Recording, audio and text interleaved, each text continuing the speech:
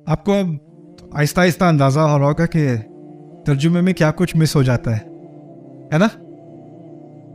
حنفاء للہ غیر مشرکین بہ. اچھا، ثم قست قلوبکم من بعد ذلک، پھر تمہارے دل اس کے بعد سخت ہو گئے. فہی کالحجارۃ او اشد قسوۃ، تو پھر وہ پتھروں کی طرح ہو گئے. مثال کیا دی جا رہی ہے؟ دلوں کی پتھروں کی طرح، ٹھیک ہے. او اشد قسوۃ، یا پتھروں سے بھی زیادہ سخت.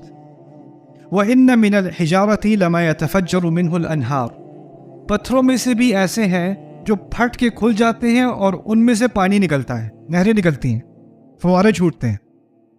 وَإِنَّ مِنْهَا لَمَا يَشَقَّقُ فَيَخْرُجُ مِنْهُ الْمَاءُ، اور ان میں سے ایسے بھی ہیں جو دو ٹکڑے ہو جاتے ہیں اور ان میں سے پانی برآمد ہوتا ہے. فوارہ نہیں چھوٹ رہا لیکن کم از کم تھوڑا سا پانی برآمد ہو رہا ہے. وَإِنَّ مِنْهَا لَمَا يَهْبِطُ مِنْ خَشْيَةِ اللَّهِ، اور ان میں ایسے بھی ہیں جو اللہ کے خوف سے گرتے ہیں. جیسے پہاڑ سے جو لینڈ سلائڈ وغیرہ ہوتا ہے نا، تو پتھر نیچے گر رہے ہوتے ہیں، راک فال. اگر آپ کبھی مری وغیرہ کس طرف جاتے ہوگے تو سائنز آتے ہوں گے کہ پتھر گرنے کا خطرہ ہے، رائٹ؟ تو کسی بھی پہاڑی ایریا میں روڈس ہو تو وہ سائنز ہوتے ہیں کیونکہ پتھر گرتے رہتے ہیں. تو اس کا سین کھینچا گیا ہے. تو کتنی طرح کے پتھروں کے بارے میں بات کی ہے؟ 3. ایک جن سے فوارہ چھوٹتا ہے، ایک جو دو ٹکڑے ہو کر اس میں پانی ملتا ہے، اور تیسرا جو گرتا ہے. اصل میں یہاں 3 طرح کے پتھروں کی بات نہیں ہو رہی، 3 طرح کے دلوں کی بات ہو رہی ہے. بات کہاں شروع کی تھی؟ تمہارے دل پتھروں جیسے ہو گئے. جو 3 طرح کے پتھر اصل میں ہیں 3 طرح کے دل. جو پتھر پھٹ جاتا ہے، جو پھٹ کے کھلتا ہے، وہ اصل میں ایسا پتھر ہے جس کے اندر اتنا زیادہ پانی تھا تو اندر کے پریشر سے رہا نہیں گیا، وہ خود ہی، اس کو توڑنا نہیں پڑا، وہ خود ہی سے پھٹ گیا. یا شقاقو ہے کہ پانی ٹپکتا رہا پتھر کے اوپر، ٹپکتا رہا، آخر کار پتھر کمزور ہوا اور وہ کیا ہوا؟ وہ ٹوٹ گیا اور پتہ چلا کہ اس کے اندر بھی تھوڑا سا پانی تھا. فَيَخْرُجُ مِنْهُ الْمَاءُ. تیسرے میں پانی کا ذکر ہے کہ نہیں؟ بس گرنے کا ذکر ہے.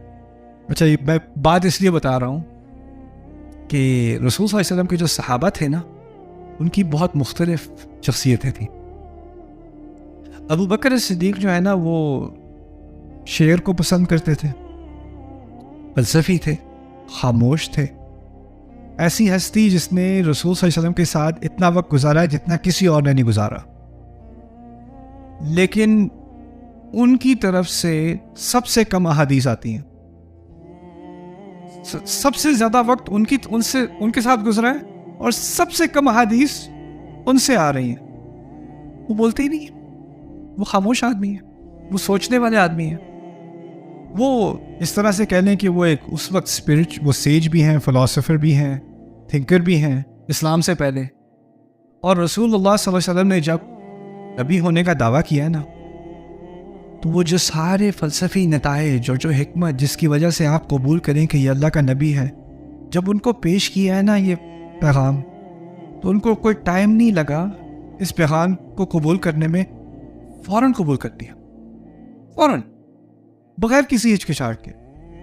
پہلا پتھر کیسا ہوتا ہے؟ جو پھٹ جائے، اس کے اندر اتنا ایمان ہوتا ہے پہلے سے ہی، اس کو ذرا ٹیپ بھی کر دو وہ، اور تھوڑا سا پانی نہیں نکلے گا، بہت پانی نکلے گا اس کے اندر سے، بہت زیادہ پانی نکلے گا. اس کی مثال اس طرح کی ہے جیسے ابو بکر صدیق یا سلمان الفارسی، ایسے لوگ جن میں ایمان کی حرارت تھی، دنیا کی چیزوں میں ان کو دلچسپی نہیں تھی، وہ سفر میں نکلے. دوسری طرف رسول صلی اللہ علیہ وسلم کے صحابہ میں ہیں عمر بن الخطاب رضی اللہ عنہ. اسلام سے پہلے کیا کر رہے تھے؟ کبھی شکار، کبھی لڑائی، کبھی تجارت، کبھی یہ کام، کبھی وہ کام. آپ کے کچھ دوست ہوتے ہیں جو بہت فلسافیکل قسم کے ہوتے ہیں، انٹلیکچوئل قسم کے ہوتے ہیں. آپ کے کچھ دوست ہوتے ہیں جن کو ایک جگہ بیٹھے چین نہیں آتا. آج کیا کریں؟ آج کہاں پہ جائیں؟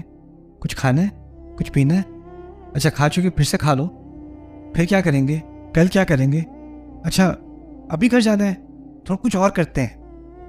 وہ جو ہوتے ہیں نا جناب، ایک چیز سے دوسری چیز، اس ویکینڈ کیا کرنا ہے؟ ہائکنگ چلتے ہیں، ریفٹنگ چلتے ہیں، فلانی جگہ چلتے ہیں، فلانی جگہ چلتے ہیں. وہ لوگ جو ہمیشہ ایکٹیو رہتے ہیں، ایک جگہ بیٹھ کے ان کو چین نہیں آتا. عمر بن الخطاب از این ایکٹیو پرسن. ان کے پاس فلسفے کا ٹائم نہیں ہے, ان کی شخصیت ہی ایسی نہیں ہے, وہ تو ڈاؤن ٹو بزنس. ان کے بعد جب اسلام کا مسئلہ پیش کیا گیا تو انہوں نے حل بھی کیا نکالا, میں جا کے مسئلہ حل کرتا ہوں. لیکن اللہ تعالیٰ نے ان کو اسلام کی طرف جو بلایا ہے, جو بخاری کی نیریشن ہے اس میں وہ آتے ہیں رسول صلی اللہ علیہ وسلم کو سننے کے لیے, لیکن اس نیت سے کہ وہ جا کر ان پہ حملہ کریں گے. تو کعبے کے غلاف کے پیچھے چھپ جاتے ہیں رات کو. اس بخاری میں ہے باب اسلام عمر بن الخطاب, یعنی اسلام عمر بن الخطاب رضی اللہ عنہ کے اسلام میں داخل ہونے کا باب. غلاف کے پیچھے چھپتے ہیں, قرآن سننا شروع کر دیا. حملہ کرنے سے پہلے آیات کان میں گئیں تھوڑی سی, تو بڑا اچھا شاعرانہ کلام ہے. وما هو بقول شاعر قلیلا ما تؤمنون. سوچ رہے تھے کہ شاعر ہے, رسول صلی اللہ علیہ وسلم تلاوت کرتے ہیں یہ شاعر کا کلام نہیں ہے, کتنا کم ایمان ہے تمہارا. گھبرا گئے, میری سوچ کیسے پڑھ لی انہوں نے. کہانت کہتے ہیں جو کسی کی سوچ پڑھ سکے, کاہن جو کسی کی سوچ پڑھ سکے. ولا بقول کاہن قلیلا ما تذکرون. نہ یہ کسی کاہن کا کلام ہے, کتنا کم ہے جو تم یاد کرنے کی کوشش کرتے ہو. کیا ہے یہ, کیا ہو رہا ہے؟ تنزیل من رب العالمین, رب العالمین کی طرف سے یہ نازل کیا ہوا کلام ہے. وہ بھاگ گئے, اتنا سنا وہ بھاگ گئے. اب یہ کیا ہے, ان کے دل کے اندر ایمان تو ہے لیکن وہ خود سے پھٹ کے نہیں نکلے گا, اس پر قطرے پڑنے ہیں. اور یہ وہ قطرے تھے جن کی وجہ سے جب وہ پتھر آخر میں کھلا ہے, ٹوٹا ہے, تو اس کے اندر سے کیا نکلا ہے؟ پانی. وہ ایمان کی طرف استعارہ ہے. اصل میں یہاں پر جو پانی کا استعمال ہے نا, وہ ایمان کی بات ہو رہی ہے, ایمان کی بات. اب یہ دو مثالیں تو آ گئی. ایک آ گئی ابو بکر جیسی مثال رضی اللہ عنہ, اور ان جیسے لاکھوں انسان کی تاریخ میں. پھر عمر بن الخطاب جیسے لوگ, اور ان جیسے لوگ آج کل بھی ہوتے ہیں. کوئی آپ کا دوست ہوتا ہے کالج یونیورسٹی میں, ہر پارٹی میں جا رہا ہے, ہر باربیکیو پہ جا رہا ہے, ہر دوستوں کے سین میں وہ پہلے پہنچا ہوا ہے نا.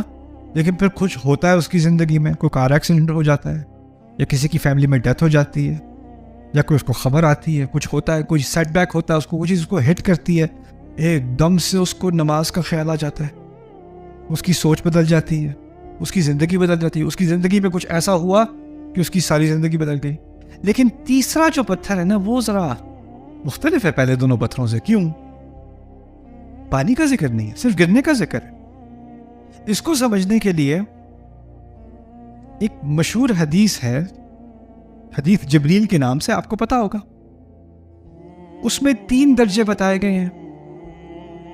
اخبرنی عن الاسلام, اخبرنی عن الایمان, اخبرنی عن الاحسان. اسلام بھی ہے, ایمان بھی ہے, اور احسان بھی ہے. اگر آپ ان تینوں کو میپ کرنے کی کوشش کرو, جو مثال میں نے ابھی آپ کو سمجھائی ہے, تو احسان کون سا پتھر احسان کا پتھر ہے؟ پہلا والا جو پھٹتا ہے وہ احسان والا پتھر ہے. جس پتھر کے اندر پھر بھی پانی نکل آتا ہے وہ کون سا پتھر ہے؟ وہ ایمان والا پتھر ہے. اسلام کے بارے میں سورۃ الحجرات میں اللہ ایک بڑے مزے کی بات کرتے ہیں. کہتے ہیں قالت الاعراب آمنا قل لم تؤمنوا ولكن قولوا اسلمنا ولما يدخل الايمان في قلوبكم.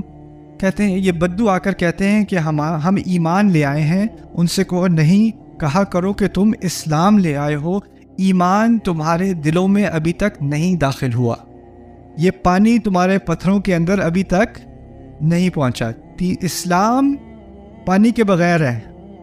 ایمان کا جو ذوق ہوتا ہے نا, کوئی چیز فیل ہوتی ہے آپ کو, کسی چیز کا احساس ہوتا ہے, وہ ابھی احساس نہیں آیا لیکن آپ اطاعت کر رہے ہو. پتھر گر رہا ہے, آدمی سجدے میں گر رہا ہے, عورت سجدے میں گر رہی ہے, اللہ کے حکم کے سامنے ہم گر رہے ہیں, لیکن احساس نہیں آ رہا. وہ تیسرا ہے.